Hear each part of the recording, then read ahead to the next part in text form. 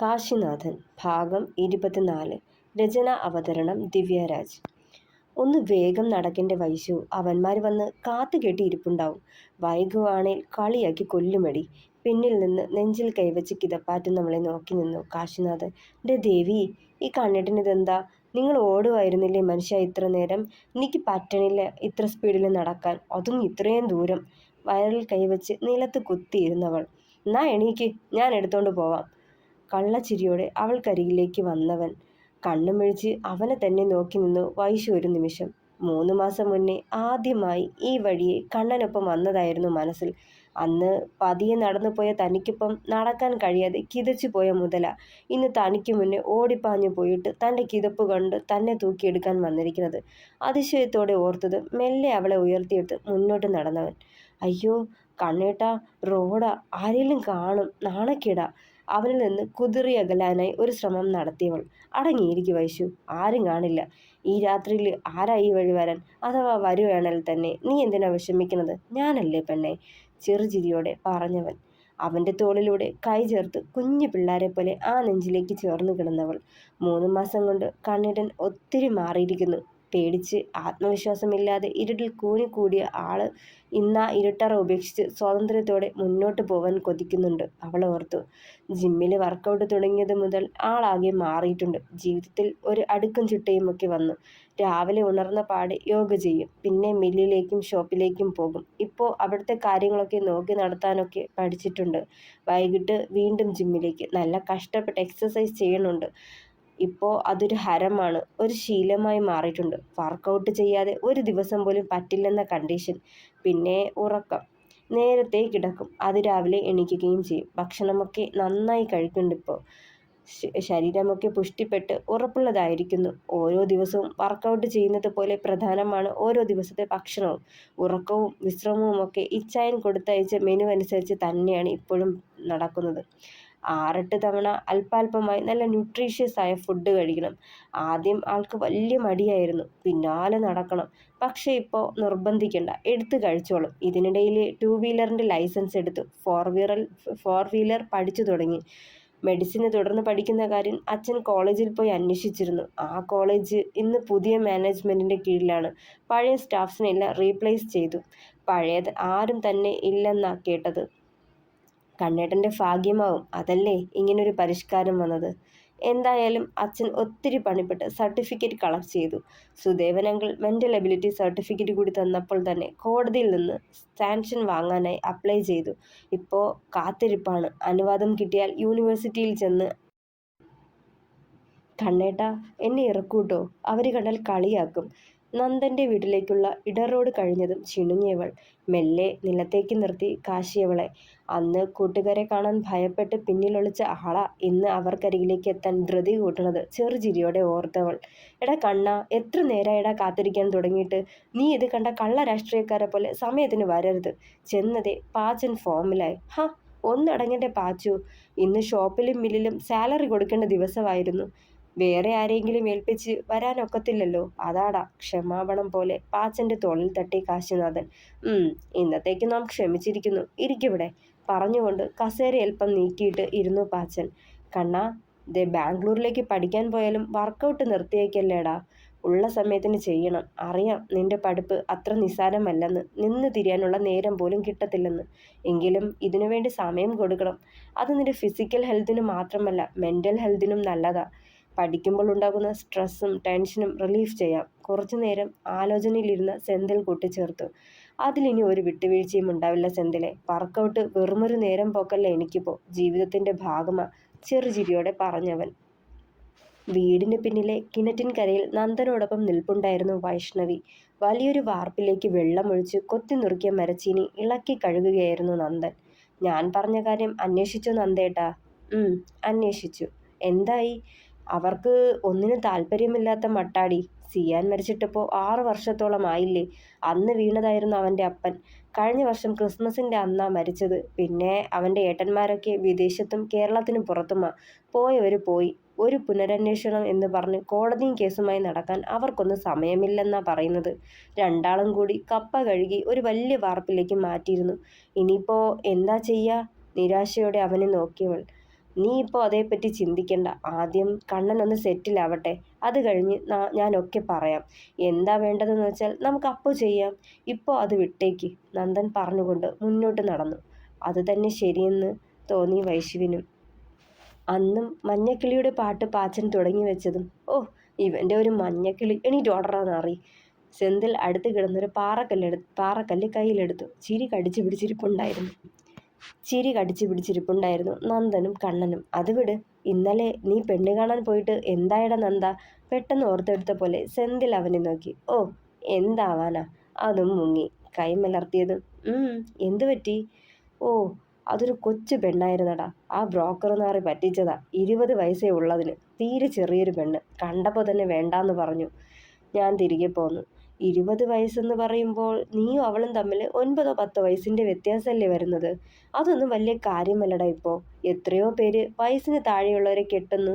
അതിലൊന്നും വേറെ പ്രശ്നമില്ല. സെന്തിൽ പറഞ്ഞതും ഞാനും ഇത് തന്നെടാ മോനെ ഈ ചെക്കനോട് പറഞ്ഞത്. കേൾക്കണ്ടേ? അവൻ്റെ വാശിയാ വലുത്. എന്തേലും പറഞ്ഞാലും കേൾക്കത്തില്ല. ഒരു വലിയ ബേസിനിൽ കപ്പയുമായി രാധമ്മ എത്തിയിരുന്നു. പിന്നാലെ ഒരു വലിയ ഉരുളിയിൽ കുടംപുളിയിട്ടുണ്ടാക്കിയ വരാലുമായി വൈശുവും. ആ കുട്ടിക്ക് സമ്മതാണെങ്കിൽ പ്രായം നോക്കണ്ട നന്ദേട്ടാ. അതൊന്നും ശരിയാവില്ലടി. അവൾക്ക് ഒരമ്മ മാത്രമേ ഉള്ളൂ. അവരൊരു ഗവൺമെൻറ് ജോലിക്കാരിയാ. പിന്നെയുള്ളത് ഒരു ചേച്ചിയാ. ആ കൊച്ചൊരു മെൻ്റൽ പേഷ്യൻ്റാ. 5-6 വർഷങ്ങളായിട്ട് ആ കൊച്ചിന് ട്രീറ്റ്മെൻറ്റ് നടത്തുക. യാതൊരു മാറ്റവുമില്ല. ഇടയ്ക്കിടെ വട്ടുകൂടി ഹോസ്പിറ്റലിൽ കൊണ്ടിടാറുമുണ്ട് പോലും. അങ്ങനൊരു ഫാമിലിയിൽ നിന്ന് എന്തോ മനസ്സുകൊണ്ട് പറ്റുന്നില്ലടി. മെല്ലെ പറഞ്ഞവൻ. നന്ദേട്ടൻ അവളുടെ വീട്ടിലെ കാര്യം നോക്കണതിനെന്താ? ആ കൊച്ചിനെ ഇവിടേക്കല്ലേ കെട്ടിക്കൊണ്ടുവരണത്. പിന്നെ അവളുടെ വീട്ടുകാരെ ഉപേക്ഷിക്കാൻ പറ്റില്ല. നന്ദേട്ടന് അതുമാതിരി ഒരു പെങ്ങളുണ്ടായെങ്കിൽ അതിനെ കൈയൊഴിയുകയോ മാറ്റി നിർത്തുകയോ ചെയ്യോ? സപ്പോസ് എനിക്കാണ് മാനസിക രോഗം വന്നതെങ്കിൽ കൈവിട്ട് കളയോ? വൈശു നന്ദൻ്റെ മറുപടിക്ക് കാതോർത്തു. നിനക്കാണെങ്കിലെന്ന് പറയണ്ട. അല്ലെങ്കിലേ ലേശമുണ്ടല്ലോ. അതനുഭവിക്കുന്നതോ ഞങ്ങളുടെ പാവ ഈ ചെക്കനും. പാച്ചനിടയിൽ കയറി ഗോളടിച്ചതും പോടാ. ചുണ്ടു കൂർപ്പിച്ച് അവനെ നോക്കി വൈശു. പൊട്ടി വന്ന ചിരിയടക്കാൻ പാടുപെടുന്നവൻ്റെ തോളിൽ നല്ലൊരു തല്ല് വെച്ചു കൊടുത്തു വൈഷ്ണവി. എന്നെ കളിയാക്കൂ അല്ലേ കണ്ണേട്ടാ? അതിലെന്ത് കളിയാക്കാനാടി? അവൻ കാര്യമല്ലേ പറഞ്ഞത്? സെന്തിൽ കൂടി പറഞ്ഞതും അവിടെ ഒരു കൂട്ടച്ചിരി ഉയർന്നിരുന്നു. എന്തായാലും ഞാൻ ഒന്നുകൂടി ആലോചിക്കട്ടെ അമ്മേ. അല്പനേരം ആലോചിച്ച ശേഷം നന്ദൻ രാധമ്മയെ നോക്കി. അത് പറയുമ്പോൾ അവൻ പകുതി സമ്മതം മൂളിയതാണെന്ന് അവർക്ക് വ്യക്തമായി. നെഞ്ചിൽ കൈവച്ച് ഈശ്വരനെ വിളിച്ചുകൊണ്ട് അകത്തേക്ക് കയറിപ്പോയവർ. കണ്ണേട്ടാ, ഇപ്പോൾ നന്നായിട്ട് എച്ചെടുക്കുന്നുണ്ടല്ലോ. ഇതുപോലെ തന്നെ അവിടെ ചെന്ന് ഡ്രൈവ് ചെയ്താൽ മതി. ഒരു 2ാം ശനിയാഴ്ച തൊട്ടടുത്തുള്ള ഡ്രൈവിംഗ് സ്കൂളിൻ്റെ സ്റ്റേഡിയത്തിൽ ലൈസൻസിന് വേണ്ട പരിശീലനം നടത്തിക്കൊണ്ടിരിക്കെ വൈശു പറഞ്ഞു. ഇപ്പോൾ ഓക്കെയാണ്. പക്ഷേ അവിടെ ചെല്ലുമ്പോൾ കൈവിട്ടു പോവുന്ന ശ്രദ്ധയോടെ കാറ് വളച്ചെടുക്കവേ ചോദിച്ചവൻ. കണ്ണേട്ടനെ കൊണ്ടാണോ കഴിയാത്തേ? You my super hubby. അവൻ്റെ തോളിലേക്ക് ചാഞ്ഞവൾ. വല്ലാണ്ട് പ്രോത്സാഹിപ്പിക്കുവാട്ടോ താൻ. ദീർഘമായെന്ന് നിശ്വസിച്ചവൻ. പിന്നെ എൻ്റെ കണ്ണേട്ടനെ ഞാൻ വേണ്ടി പ്രോത്സാഹിപ്പിക്കാൻ? അവളുടെ നെറുകിൽ ചെരിഞ്ഞൊന്ന് ചുംബിച്ചവൻ. നീ എൻ്റെ ഒപ്പം ഉള്ളതാ വൈശു എൻ്റെ ബലം. അന്ന് എൻ്റെ അവഗണന സഹിക്കാൻ കഴിയാതെ നീ പോയിരുന്നെങ്കിൽ ഞാനിന്ന് ജീവനോടെ ഉണ്ടാവുമായിരുന്നോടാ. അഥവാ ഉണ്ടായാൽ തന്നെ ഇതിനോടകം വീണ്ടും ഭ്രാന്ത് പിടിച്ചേനെ. ഏതെങ്കിലും മെൻ്റൽ ആശുപത്രിയുടെ ഇരുട്ടറയിൽ പറയവേ കണ്ണുകളും നിറഞ്ഞവൻ്റെ. എൻ്റെ കണ്ണേട്ടാ, പെണ്ണുങ്ങളെക്കാളും കഷ്ടാ നിങ്ങളുടെ കാര്യം. എന്തെങ്കിലും പറഞ്ഞ് കരഞ്ഞേക്കണം. അവൻ്റെ കൈത്തണ്ടയിൽ മെല്ലെ ഒന്ന് പിച്ചിയവൾ. നീയും ഒപ്പമുള്ള ഈ ജീവിതമൊക്കെ സ്വപ്നം കാണാൻ പോലും യോഗ്യതയില്ലാതിരുന്നവനാടാ ഞാൻ. എന്നെ ഞാനാക്കിയത് നീയല്ലേ പെണ്ണെ. ഏതൊരാണിൻ്റെയും ഭാഗ്യമാ നിന്നെപ്പോലൊരു പാതി. പുരുഷൻ്റെ ബലഹീനതയിൽ അവന് താങ്ങായി കൂടെ നിന്ന് അവനെ ചേർത്ത് പിടിച്ച് മുന്നോട്ട് നടത്താൻ ചങ്കുറപ്പ് കാട്ടുന്നവൾ തന്നെ ശരിക്കുള്ള ഭാര്യ. കാശിനാഥൻ്റെ കണ്ണുകളിലും വാക്കുകളിലും അവളോടുള്ള പ്രണയവും കടപ്പാടും നിറഞ്ഞു തുളുമ്പി. അതൊക്കെ ശരിയാ. പക്ഷേ മുന്നോട്ട് പോവാൻ അവനും അവൾക്കൊപ്പം മനസ്സ് വയ്ക്കണം. എനിക്ക് നന്നാവണം, നേടണം, തോറ്റുകൊടുക്കില്ലെന്ന് പുരുഷനും മനസ്സ് വയ്ക്കണം. എങ്കിലേ പെണ്ണിനവനെ കൈപിടിച്ച് മുന്നോട്ട് കൊണ്ടുപോവാനൊക്കൂ. ഇല്ലെങ്കിൽ എവിടെയാണോ നിൽക്കുന്നത് അവിടെ തന്നെ നിന്ന് പോകും. ഇവിടെ ഞാൻ കൈപിടിച്ചപ്പോൾ കണ്ണേട്ടൻ ഒരു മടിയും കൂടാതെ എന്നോടൊപ്പം നടന്നു. ഉണ്ടായിരുന്ന ദുശ്ശീലങ്ങളൊക്കെ എനിക്ക് വേണ്ടി ഉപേക്ഷിച്ചു.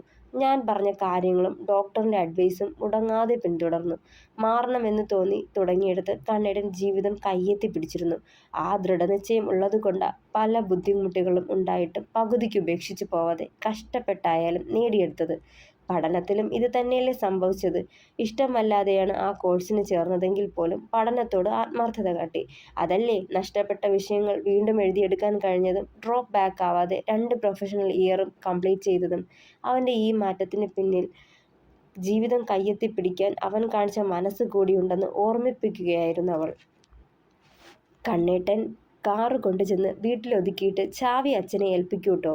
ബുള്ളറ്റിൻ്റെ ചാവി അച്ഛൻ്റെ കൈവശമുണ്ട്. ചോദിച്ചാൽ മതി, എടുത്തു തരും. പിന്നെ ഇന്ന് നേരത്തെ ഇങ്ങ് പോന്നേക്കണേ. അറിയാലോ, നാളെ അച്ഛനെയും കൊണ്ട് ചെക്കപ്പിന് പോവേണ്ടതാ. നേരത്തെ കിടന്നാലേ വെളുപ്പിന് ഉണരാനാവൂ, അവൾ ഓർമ്മിപ്പിച്ചത്. തലയാട്ടി സമ്മതിച്ചുകൊണ്ട് കാർ സ്റ്റാർട്ടാക്കി മുന്നോട്ട് പോയവൻ. കാറ് പോർച്ചിലൊതുക്കിയ ശേഷം ചാവിയും എടുത്ത് അകത്തേക്ക് കയറി. നോക്കുമ്പോൾ ഹാളിലിരുന്ന് കണ്ണിമാങ്ങയുടെ ഞെട്ട് കളയുമായിരുന്നു ഭരതൻ. അച്ഛൻ തിരക്കിലാണോ? ചെറുചിരിയോടെ അയാളുടെ അടുത്തേക്ക് ചെന്നവൻ. ആ മോനെ, വാ ഇരിക്ക്, അച്ഛൻ ചായ എടുക്കാം. ഇരിപ്പിടത്തിൽ നിന്ന് എഴുന്നേൽക്കാൻ തുടങ്ങിയയാൾ. അയ്യോ വേണ്ട, അച്ഛൻ ഇരിക്ക്. ഈ ചാവി എവിടാ വെക്കേണ്ടേ? ചുറ്റും നോക്കിക്കൊണ്ട് ചോദിച്ചവൻ. ദേ ആ ടേബിളിന് മുകളിൽ വെക്ക്. മോൻ്റെ ചാവിയും അവിടെ വെച്ചിട്ടുണ്ട്. തൊട്ടപ്പുറത്ത് കിടന്ന ടേബിളിൽ നോക്കി അയാൾ. ഉണ്ണിമാങ്ങ ഒത്തിരി ഉണ്ടല്ലോ. ഇതെവിടെന്നാ? മാർക്കറ്റിൽ നിന്ന് വാങ്ങിയതാണോ? ഉള്ളതിൽ ഇത്തിരി വലിയൊരെണ്ണം കുനിഞ്ഞെടുത്ത് വായിലേക്ക് വെച്ചവൻ. പറമ്പിലെ വലിയ വെള്ളരിമാവിൻ്റെ ചില്ലയിലൊന്ന് ഇന്നലത്തെ കാറ്റത്തൊടിഞ്ഞു വീണിരുന്നു. നോക്കുമ്പോൾ നിറയെ കണ്ണിമാങ്ങകൾ. കണ്ണിമാങ്ങ അച്ചാറ് വൈശുവിന് ഒത്തിരി ഇഷ്ടാ. പിന്നെ വെറുതെ കളയണ്ടെന്ന് തോന്നി. അപ്പുറത്തെ നാരായണി തള്ളയുടെ കയ്യിൽ കൊടുത്താൽ അവർ അച്ചാറിട്ട് തരും. അതിനു വേണ്ടിയാ ഞെട്ടെടുത്ത് വെക്കുന്നത്, ചിരിയോടെ പറഞ്ഞയാൾ. കാശി മെല്ലെ ചെന്ന് ടേബിളിന് മുകളിൽ നിന്നും ചാവി എടുത്ത് തിരിഞ്ഞു. മോൻ്റെ ഡ്രൈവിംഗ് പഠനമൊക്കെ ഏതുവരെയായി? പറയവേ ആളുടെ മുഖം വേദന കൊണ്ട് ചുളിയുന്നതും നെഞ്ചിൽ കൈവയ്ക്കുന്നതും കണ്ടിരുന്നു കാശി. അച്ഛാ. ഓടിപ്പാഞ്ഞ് അടുത്തേക്ക് വരുമ്പോൾ ആൾ ചുമരിലേക്ക് ചാരി കിടന്നുപോയി. അച്ഛാ, അച്ഛാ. ഭയന്ന് വിറച്ചുകൊണ്ട് തട്ടി വിളിക്കുമ്പോൾ കണ്ണും തുറച്ചു വെച്ച് ശ്വാസം എടുക്കാതെ കിടപ്പുണ്ടായിരുന്നയാൾ. ദേഹമാകെ വിയർത്തു കുളിച്ചു. പെട്ടെന്നൊരു നിമിഷം എന്ത് ചെയ്യണമെന്നറിയാതെ പകച്ചു പോയവൻ. തൊട്ടടുത്ത നിമിഷം ഏതോ ഒരു ഉൾപ്രേരണ പോലെ അയാളുടെ കൈ പിടിച്ചെടുത്ത് വേഗം പൾസ് നോക്കി. ഹൃദയം നിലച്ചെന്ന് മനസ്സിലായതും വല്ലാതെ പരിഭ്രമിച്ചവൻ വേഗം അയാളുടെ നെഞ്ചിനു മുകളിൽ ഹൃദയഭാഗത്തായി ഇരു കൈയും വെച്ച് ഉള്ളം കൈയാൽ അമർത്തിക്കൊണ്ട് CPR കൊടുക്കാൻ തുടങ്ങി. എന്നിട്ടും ഉണരുന്നില്ലാന്ന് കണ്ട് കൃത്രിമ ശ്വാസം കൊടുത്തു. ചെറുതായൊന്ന് ഞരങ്ങിയയാൾ വീണ്ടും CPR കൊടുക്കുന്നത് തുടർന്നുകൊണ്ടിരുന്നവൻ. ഒരു ഏക്കത്തോടെ അയാൾ ശ്വാസം എടുത്തതും വേഗം അയാളെ ഉയർത്തിയെടുത്ത് കാറിലേക്ക് കൊണ്ടുപോയി ഇരുത്തി. അപ്പോഴേക്കും ഭരതൻ ഒത്തിരി കുഴഞ്ഞുപോയിരുന്നു. വാതിൽ പോലും പൂട്ടാതെ കാറ് വേഗത്തിൽ സ്റ്റാർട്ടാക്കി തൊട്ടടുത്തുള്ള ഹോസ്പിറ്റലിലേക്ക് പായുകയായിരുന്നവൻ. വേഗം പാഞ്ഞു ചെന്ന് റിസപ്ഷനിൽ അറിയിച്ചതും നിമിഷങ്ങൾക്കുള്ളിൽ അറ്റൻഡർ സ്ട്രക്ചറുമായി എത്തിയിരുന്നു. നേരെ ക്യാഷ്വാലിറ്റിയിലേക്ക് കൊണ്ടുപോയി. ഡോക്ടർ, ഇതെൻ്റെ അച്ഛനാ. പെട്ടെന്ന് ഇരുന്ന ഇരിപ്പിൽ വീണതാ. കാർഡിയാക് അറസ്റ്റാണ്. ആൻജിയോഗ്രാം കഴിഞ്ഞ ആളാണ്. ഞാൻ CPR കൊടുത്തിട്ടുണ്ട്. ഹാർട്ട് ബീറ്റ് നോർമൽ അല്ല. He needs ventilator support. പരിഭ്രാന്തിയോടെ പറയുന്നവനെ തന്നെ സംശയത്തോടെ ഉറ്റുനോക്കി ആ ഡോക്ടർ. സോറി സാർ, ഞാനൊരു മെഡിക്കൽ സ്റ്റുഡൻറ്റാ പറഞ്ഞുകൊണ്ട് പുറത്തേക്കിറങ്ങിപ്പോയവൻ. പുറത്തു നിൽക്കുമ്പോഴും കണ്ണുകൾ ക്യാഷ്വാലിറ്റിയുടെ ഡോറിലേക്ക് നീണ്ടു. അധികം വൈകാതെ തന്നെ ഭരതനെ കിടത്തിയ സ്ട്രക്ചറും കൊണ്ട് അറ്റൻഡർ ICUവിലേക്ക് പായുന്നത് കണ്ടു. പിന്നാലെ ഡോക്ടേഴ്സും നഴ്സുമാരും. അവരുടെ കൂടെ കാശിയും അവിടേക്ക് ചെന്നിരുന്നു. ICUവിൻ്റെ ഡോർ അടയുമ്പോൾ ഒന്ന് നെടുവീർപ്പെട്ടുകൊണ്ട് ഫോൺ കയ്യിലെടുത്തിരുന്നവൻ. തുടരും. അഭിപ്രായങ്ങൾ പറയണേ. കഥ ഇഷ്ടമായെങ്കിൽ ഷെയർ ചെയ്യൂ, സബ്സ്ക്രൈബ് ചെയ്ത് കൂടെ നിന്ന് സപ്പോർട്ട് ചെയ്യണേ. Thank you.